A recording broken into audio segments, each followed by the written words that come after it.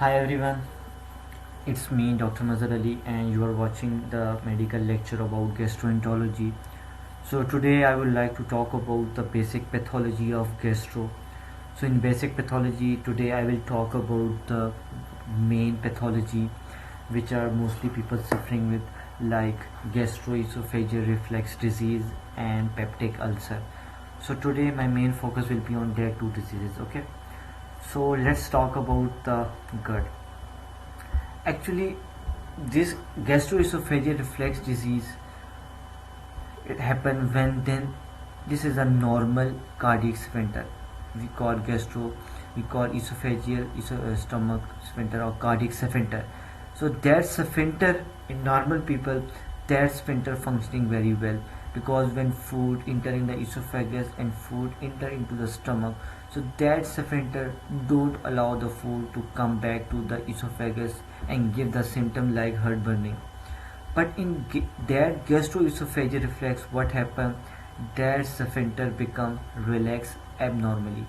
That relaxation can be due to pregnancy, due to obesity, due to heavy alcohol intake, due to coffee intake, due to tea intake, or late night meal intake, or lying down or sleeping suddenly after food. So that all things predispose this sphincter to abnormally relax.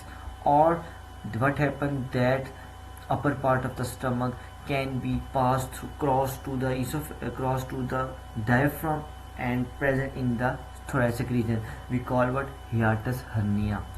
So that sphincter abnormally relax. When that sphincter abnormally relax, so what happens? Whatever you food intake, whatever you food take, so as a result response to food there is a HCl production. So that HCl reverse go into the esophagus and that lead to gastroesophageal reflex.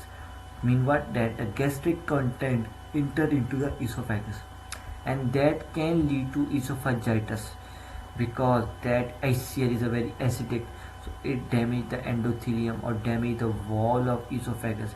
When esophagus wall become damaged due to that HCl, so can be they lead to malignant esophagus. We call Barrett esophagus. So this is a story about the what's the difference between normal and abnormal sphincter. So now let's talk about the what's the GERD symptom. Actually, that GERD disease present like heartburning. Patient feel like heartburn due to HCl reverse into esophagus, or due to like regurgitation of sour food. Patient feel there is a bitter taste food, and in the very severe cases that can be difficulty swallowing food. Why?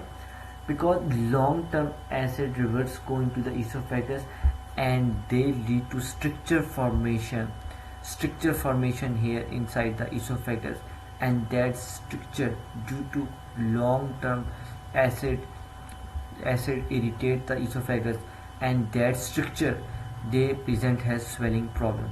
Then sensitivity of a lump in the throat. Patient feel that some hard lump, some hard tissues present inside the esophagus, or chest pain. So this is the GERD. This is a risk factor for GERD, that smoking and heavy large meal or eating late at night and consuming triggering food like fatty meal or fried food, and going to sleep shortly after meal, and drinking alcohol or coffee, and taking medication without consulting doctor. So this all about the risk factor that predispose the patient to GERD symptoms, because GERD is very common in gastroenterology. If you go into the gastro ward, so many patients in the old age you found that GERD symptoms. So GERD is very common, by the way, nowadays, very common. So obesity also a very risk factor. Okay, see that patient is that guy is taking a lot of meal, and see his weight, fatty meal, smoking, and that alcohol. Actually that coffee or alcohol will abnormally relax the lower esophageal sphincter. So that's about the GERD. So now let's talk about, so actually what's the treatment approaching for that that I will talk about in my pharmacology lecture. So actually treatment we go like that. First we will give PPI. First of all we start from antacids. Antacids, if there is no recovery from antacids, then we go into PPI. PPI, if patient is still responding to PPI, so we will maintain PPI for a long time. There are some side effects also, of course, for the PPI, but we will talk about this in pharmacology. So just now to understand that in the that if you give someone antacids, if patient is not responding to the antacid, then to change on the PPI. The PPI work well on this good things as compared to antacid. Now let's talk about the peptic ulcer disease. Actually, peptic ulcer disease is it's a collection of duodenal ulcer and stomach ulcer. So duodenal ulcer and stomach ulcer collectively we call peptic ulcer disease. So peptic ulcer disease, actually the most common cause will be NSAID. Why NSAID? Because NSAIDs block the normal prostaglandin E2 formation. So prostaglandin E2 is the one which is responsible for mucus formation. So when you are taking NSAIDs, so actually you are blocking prostaglandin pathway. So NSAID inhibit the prostaglandin and eventually lead to less mucus, more HCl. More HCl, pepsinogen convert into pepsin, and then pepsin destroy the wall of the stomach. And H. pylori is also a common cause which can cause stomach ulcer and also duodenal ulcer. So actually stomach ulcer patient feel pain when patient is taking some food, and duodenal ulcer when empty stomach. So that's duodenal ulcer patient maybe wake up at night time and feel hungry and eat food, and then patient not feel pain. But in case of stomach ulcer, patient taking food and as a response to food, HCl production. So HCl can cause heartburning and cause pain inside the stomach, like heartburn symptoms. So that's a story about that how NSAIDs and H. pylori cause stomach ulcer. And what's the symptoms of peptic ulcer?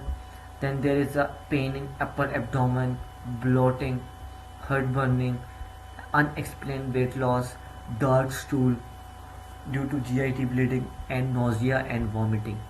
So actually long-term peptic ulcer lead to what? Anemia. Why? Because blood loss. So when blood appear in stool, we call what? Melena. Melena means when blood come from upper GIT, like from stomach. So that's the thing about the peptic ulcer disease. So I hope so you understand. So this all about the basic pathology, that peptic ulcer and GERD, because these two are very common nowadays. So in my next lecture, in pharmacology, I will talk about how you will manage the GERD and peptic ulcer. Thank you everyone. I hope so you understand. So if you have any question, so you can ask me in comment section. Thank you.